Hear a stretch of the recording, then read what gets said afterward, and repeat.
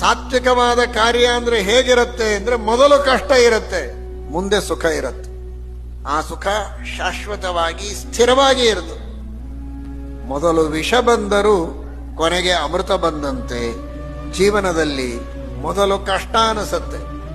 ವ್ರತ ನಿಯಮ ಉಪವಾಸಗಳು ಕಷ್ಟ ಅಂತ ಅನಿಸ್ತದೆ, ಅಧ್ಯಯನ ಮಾಡುವುದು ಕಷ್ಟ ಅಂತ ಅನಿಸ್ತದೆ.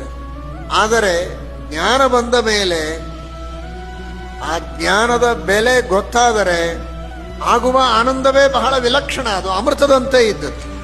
ಅಧ್ಯಯನ ಮಾಡುವಾಗ ಎಷ್ಟೇ ಶ್ರಮವಾಗಲಿ ಅಥವಾ ಧರ್ಮವನ್ನು ಮಾಡುವುದಕ್ಕೆ ಬೇಕಾದಷ್ಟು ದೈಹಿಕವಾದ ಆಯಾಸ ಆಗಬಹುದು ಅಂತ ಹೇಳಿ ಧರ್ಮ ಮಾರ್ಗದಿಂದ ಜ್ಞಾನ ಮಾರ್ಗದಿಂದ ದೂರನಾಗಬಾರದು.